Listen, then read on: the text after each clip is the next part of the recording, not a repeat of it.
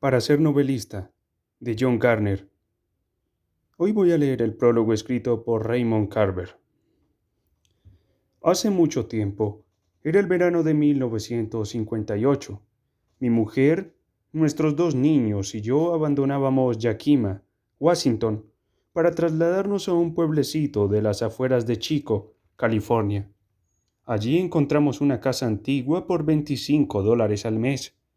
A fin de poder pagar este traslado había tenido que pedir prestados $125 a un farmacéutico para el que había trabajado de repartidor, un hombre llamado Bill Barton. Con esto vengo a decir que en aquella época mi mujer y yo estábamos sin blanca. Nos ganábamos la vida a duras penas, pero el plan era que yo estudiara en lo que entonces se llamaba Chico State College.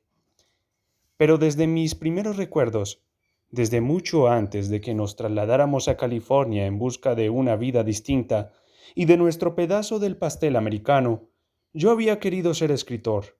Quería escribir lo que fuera, ficción, naturalmente, pero también poesía, obras de teatro, guiones cinematográficos y artículos para Sports Afield, Truett, Argos y Roughead, algunas de las revistas que leía entonces, y para el periódico local. Cualquier cosa que requiriera juntar palabras y crear algo coherente e interesante para alguien aparte de mí mismo. Pero en la época en que nos trasladamos, yo sentía en lo más profundo que para llegar a ser escritor tenía que estudiar. Entonces tenía muy buen concepto de los estudios, mejor del que tengo ahora, seguro. Pero eso es porque soy mayor y tengo estudios. Téngase en cuenta que nadie de mi familia había ido a la universidad ni pasado siquiera del obligatorio octavo curso de segunda enseñanza. Yo no sabía nada, pero sabía que no sabía nada. Así pues, junto con el deseo de estudiar, tenía también un deseo muy fuerte de escribir.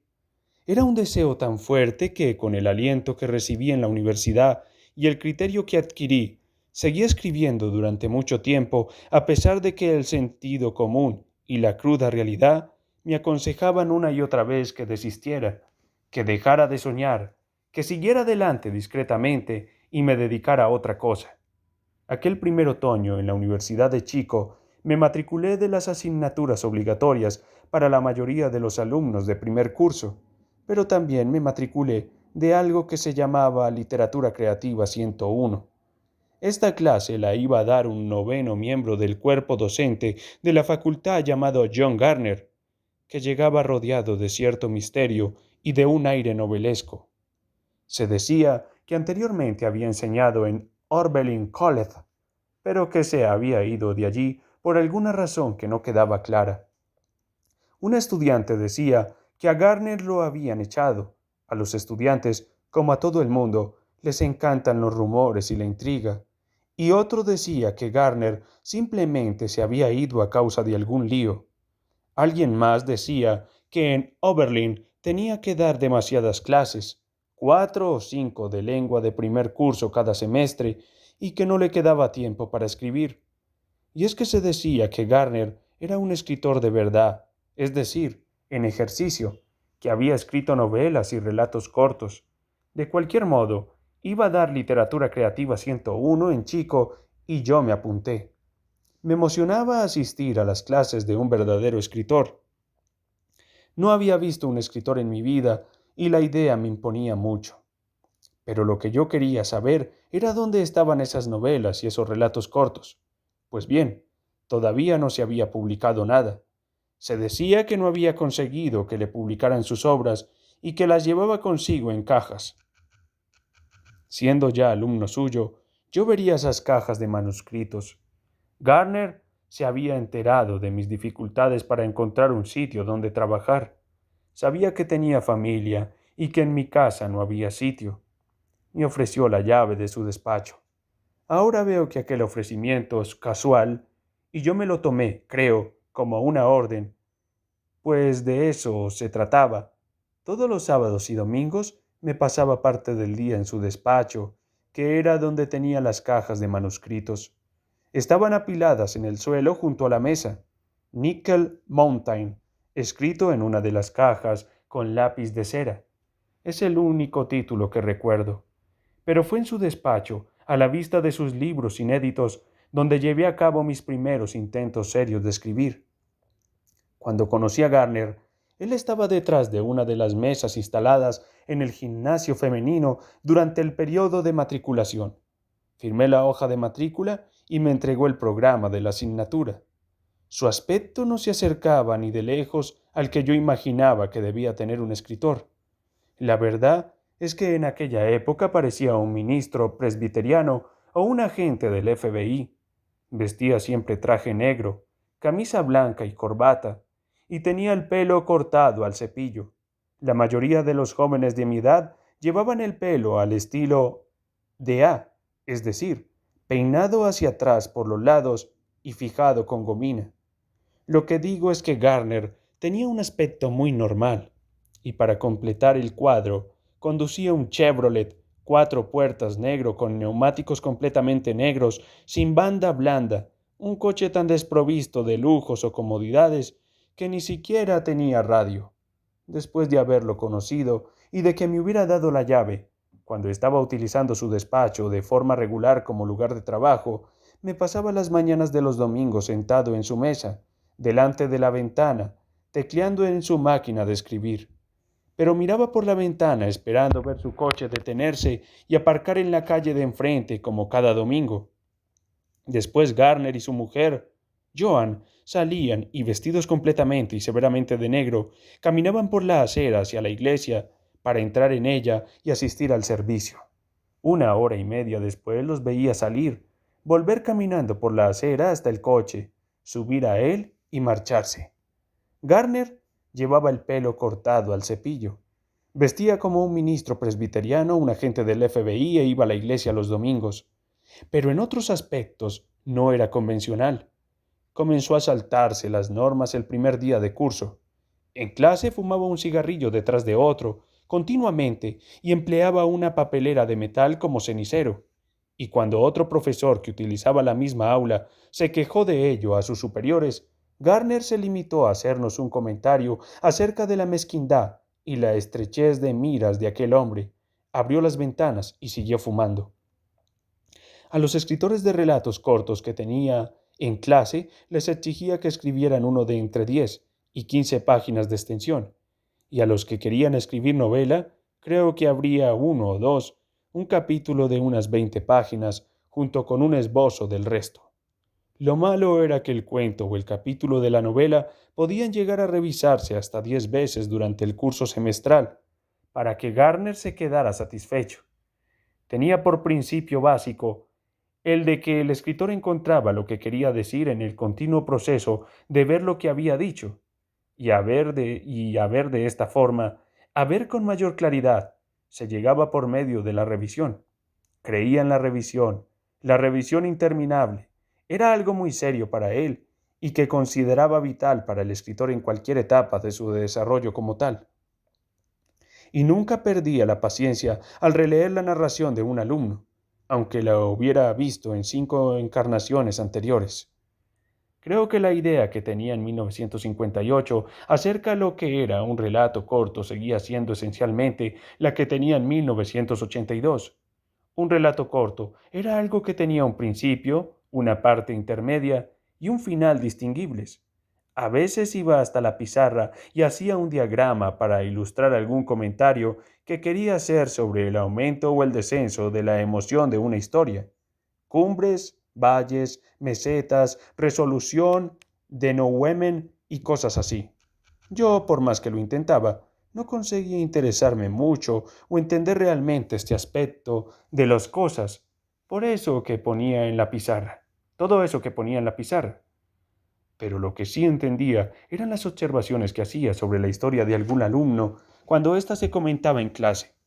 En estos casos, Garner podía comenzar a interrogarse en voz alta acerca de las razones que tenía el autor para escribir, pongamos, un relato acerca de una persona inválida y dejar de lado la invalidez del personaje hasta el mismísimo final de la historia. Así, ¿crees que es buena idea dejar que el lector se quede hasta la última frase sin saber que este hombre está inválido? El tono de su voz traslucía su desaprobación, y la clase entera, incluido el autor, no tardaba más de un instante en ver que no era una buena estrategia. Emplear una estrategia que ocultara al lector información necesaria e importante, con la esperanza de cogerlo por sorpresa al final de la historia, era engañarlo. En clase siempre hacía referencia a escritores cuyos nombres yo no conocía, o si los conocía, no había leído obras suyas.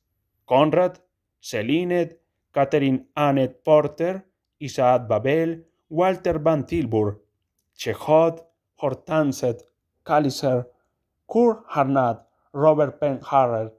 Leímos una historia de Harren llamada Blackberry Winter, que por la razón que fuera a mí no me gustó, y se lo dije a Garner.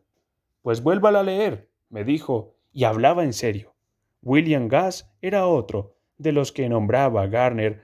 Acababa de lanzar una revista, MSS, y estaba a punto de publicar The Perder's Kid, el primer número. Empecé a leer la historia en manuscrito, pero no la entendía y volví a quejarme a Garner. Esta vez no me dijo que lo volviera a intentar, simplemente me la quitó. Hablaba de Henry James, Flaubert e Isaac Dinezed como si tuvieran un poco más abajo, siguiendo la carretera, en Yubat City. Estoy aquí tanto para enseñarnos a escribir como para deciros qué leer, decía. Yo salía de clase aturdido y me iba directamente a la biblioteca a buscar libros de los escritores de que hablaba. Los autores que estaban en boga en aquella época eran Hemingway y Faulkner, pero en total yo había leído como máximo 2 o 3 libros suyos. De todos modos, eran tan conocidos y se hablaba tanto de ellos que no podían ser tan buenos, ¿no? Recuerdo que Garner me dijo, lee todo el Faulkner que encuentres y luego lee todo lo de Hemingway para limpiar de Faulkner tu manera de escribir. Nos dio a conocer las publicaciones de poca tirada o literarias trayendo un día a clase una caja de dichas revistas y distribuyéndolas para que pudiéramos aprendernos sus nombres, ver cómo eran y qué sensación producía tenerlas en la mano. Nos dijo que allí aparecía la mejor ficción y casi toda la poesía que se escribía en el país. Ficción, poesía, ensayos literarios, críticas de libros recientes y de autores vivos a cargo de autores vivos. Yo estaba como loco de tantos descubrimientos como hacía. Pidió para los 7 u 8 de nosotros que estábamos en su clase unas carpetas negras y grandes y nos dijo que guardáramos en ellas nuestros escritos. Él mismo guardaba sus trabajos en carpetas de aquellas, decía, y eso, naturalmente, fue definitivo para nosotros. Llevábamos nuestros relatos en aquellas carpetas y nos sentíamos especiales, exclusivos, distintos de los demás. Y lo éramos. No sé cómo sería Garner con sus otros alumnos cuando llegaba el momento de entrevistarse con ellos para comentar lo que habían escrito. Supongo que demostraría un considerable interés con todos.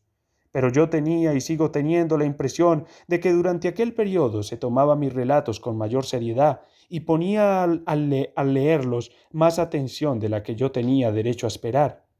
Yo no estaba en absoluto preparado para el tipo de crítica que recibía de él. Antes de nuestra entrevista había corregido el relato y tachado oraciones, frases o palabras inaceptables, incluso algo de la puntuación, y me daba a entender que aquellas supresiones no eran negociables. En otros casos, encerraba las oraciones, frases o palabras entre paréntesis, y esos eran los puntos a tratar. Esos casos sí eran negociables, y no vacilaba en añadir algo a lo que yo había escrito, una o varias palabras aquí y allá, y quizá hasta una frase que aclarara lo que yo pretendía decir. Hablábamos de las comas que había en mi historia como si nada en el mundo pudiera importar más en aquel momento, y en efecto, así era. Siempre buscaba algo que alabar.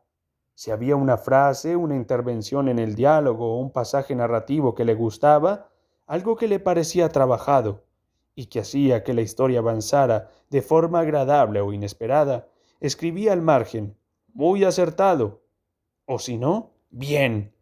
Y el ver estos comentarios me infundía ánimos, me hacía una crítica concienzuda, línea por línea, y me explicaba los porqués.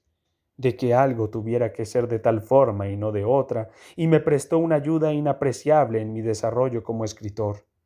Después de esta primera y minuciosa charla sobre el texto, hablábamos de cuestiones más profundas relativas a la historia, del problema sobre el que yo intentaba arrojar luz, del conflicto que pretendía abordar y de la forma en que mi relato podía encajar o no en el esquema general de la narrativa. Estaba convencido de que emplear palabras poco precisas, por falta de sensibilidad, por negligencia o sentimentalismo, constituía un tremendo inconveniente para el relato. Pero había algo todavía peor y que había que evitar a toda costa.